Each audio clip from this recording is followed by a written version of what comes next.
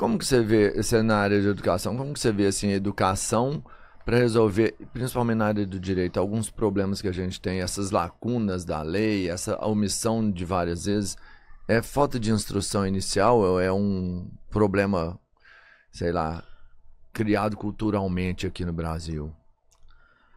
Olha, o Miguel Couto, que foi um médico da Primeira República, dizia que o principal problema do Brasil era a educação do povo. Passaram-se 100 anos e continua isso. Eu costumo falar na ignorância estrutural. Tá? Ignorância estrutural. Por quê? Você tem hoje um contexto de polarização ideológica no país e você tem o contexto das narrativas que impulsionam as ideologias, né? O homem, para agir, ele precisa ver alguma coisa, né? Então você constrói, né? Na realidade, então você tem, assim, do ponto de vista da esquerda, vamos falar no machismo estrutural, no racismo estrutural, sempre assim, de um ponto de vista identitário, eles vão procurar esses problemas que eles julgam estrutural. Já certa direita vai falar da corrupção estrutural, que o Brasil é um país estruturalmente corrupto. Verdade. Né? Então a gente tem esse discurso. Na esquerda nós temos o discurso que o Brasil é um país estruturalmente racista, machista, etc. E na direita a gente vai encontrar o discurso de que o Brasil é um país estruturalmente corrupto. Né? Mas dentro desse conflito eu gostaria de ir mais profundamente, de ir à raiz do problema. Ser um radical.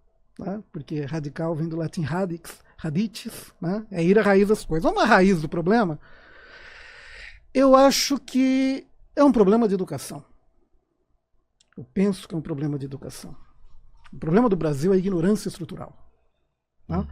Porque todos esses problemas, no fundo, se resumem a um problema educacional. O problema do racismo, o problema da corrupção, etc., é um problema de um cidadão que não foi corretamente educado. É uma verdade. E o Brasil, ele tem esse problema tão profundo que o Brasil se ignora a si mesmo. O Brasil, ele se ignora a si mesmo. Ele está voltado para o estrangeiro, ele olha para o estrangeiro e não olha para si. Por isso que eu digo que um dos méritos da construção de Brasília é fazer o brasileiro olhar para si mesmo. Né? Ele se ignorando, ele vai procurar falsas soluções. Né? Quantos aqui sabem, por exemplo, que o inventor do balão era brasileiro? Essa eu não sabia. O Padre Bartolomeu de Gusmão. Eu sabia do avião só, hein? Eu sabia. Santos Dumont, muitos também não sabem. O rádio do Padre Landel de Moura. O rádio? O rádio do Padre Landel de Moura. Procura conhecer a história do Padre Landel de Moura. Entendeu? E olha só como o brasileiro ignora o Brasil. Então... E aí o brasileiro ele se acha impotente para tudo, incapaz de tudo. Quando você teve mentes tão criativas, nascidas nesse país, lutando nesse país, né? Ainda que eles tiveram que ir para o estrangeiro para serem reconhecidos, e esse é o drama do Brasil, ignorar-se a si mesmo. Né? A própria filosofia, o Sócrates, ele começa a filosofia com Gnotis Seafton, né? Conhece-te a si mesmo. E o Brasil precisa se conhecer a si mesmo para sair da crise em que se encontra. Ele precisa encontrar e contemplar aquilo que ele tem de peculiar, porque é só isso que vai poder fazer com que ele se apresente como dom para a humanidade. Mas será que pra gente fazer isso aí, a gente não precisa criar uma nova elite no Brasil para puxar esse movimento? Que eu acredito que a gente desencadeou algo cíclico, que sim, o problema do Brasil é a educação. Só que quanto mais tempo passa, menos educação vai tendo, e isso vai desencadeando outros problemas crônicos. Como hoje você não adianta falar mais pra pessoa, você tem que estudar, se a pessoa não tem mais o que comer, se a pessoa não tem mais emprego, se a pessoa não tem mais como sobreviver, né? Como que você fala pra essa pessoa, ó, vai estudar, eu quero comer, velho. Amanhã eu quero pôr comida aqui dentro de casa, aqui, eu quero me virar aqui, não tem... Eu entendo que na sua época você trabalhou o dia inteiro, estudou à noite, teve um esforço a mais, mas hoje tá muito pior, tá muito pior. E eu acredito muito que sim, é necessário a gente mudar a educação desse país, mas primeiro a gente tem que começar a falar da formação de uma nova elite no Brasil para mudar essa estrutura. Olha, você tem muita razão. Porque as coisas, elas precisam ser feitas a partir de pessoas reais. Então, se você quer educar o povo, você precisa de professores. E não estou dizendo aqui apenas a honorável categoria profissional dos professores, mas todo mundo que ensina algo a alguém tem algo de mestre. Né? E esse é o verdadeiro sentido da palavra elite. Não é a classe mais favorecida materialmente, mas é aquela que tem mais a oferecer para os outros. Né? Eu gosto muito de uma frase do Papa Leão XIII: ninguém é tão rico que não precise dos outros, ninguém é tão pobre que não possa ser útil a alguém em alguma coisa. E o que você falou é muito certo, nós precisamos formar, ainda que seja uma minoria, porque tudo começa de pequeno.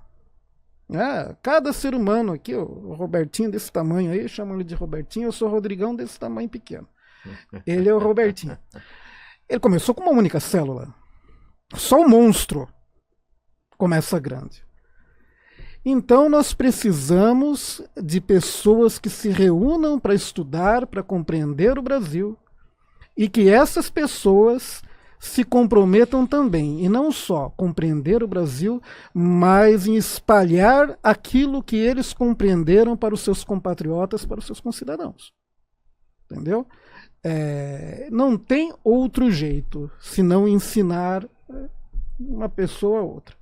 E o problema que nós temos hoje no Brasil, essa ignorância estrutural, ela chega a um ponto que qualquer elite que tenta se formar, ela é erradicada. A gente criou... Hoje a gente tem um monstro. Hoje a gente tem algo gigantesco que elimina na fonte qualquer projeto. Então, assim, eu acredito, o Rodrigo, que para a formação de uma tropa de elite, né, um grupo, na hora que eu falo elite também não é isso, não é uma burguesia, não é um poder econômico, né, um grupo de pessoas que possam promover mudanças, né? Essas pessoas têm que ser o mais radical possível hoje, porque existem tantos problemas no Brasil que se você for moderado, você vai ser minado e destruído. Olha... Aristóteles dizia... Pode discordar de mim, viu, professor? Eu falo isso para discordar eu vou mesmo. Aprofundar. Tá. A virtude que governa todas as outras é a prudência. Tá? A prudência é uma virtude difícil, e a prudência, em certas circunstâncias, exige você ser extremamente radical, em outras muito moderado. Então você tem que saber como agir. Né? A direita dos Estados Unidos gosta muito do conceito de guerra cultural. Né? Só que a guerra, ela pressupõe uma relativa, ao menos relativa, paridade de armas. E como você colocou, a gente não está nessa situação. Né? Você sabe que os holandeses, a maior potência econômica e militar da Europa no século XVII, invadiu Pernambuco e grande parte do Nordeste brasileiro. Você sabe como os brasileiros os expulsaram, né? Guerrilha. Então eu acho que a gente podia investir no conceito de guerrilha cultural. Porque na guerrilha você não tem paridade de armas. Você, então... aprofundando aquilo que você colocou, esse trabalho de educação, de superação da ignorância estrutural do Brasil, ele envolve também um trabalho de guerrilha cultural. Porque os nossos inimigos são muito maiores, muito mais fortes, como você colocou. Então, eu acho que é outro conceito que a gente pode jogar aqui, né? Vamos criar conceitos. Em vez de usar os conceitos que os outros criam, vamos ser antropofágicos. Vamos deglutir os conceitos dos outros e produzir os nossos, né?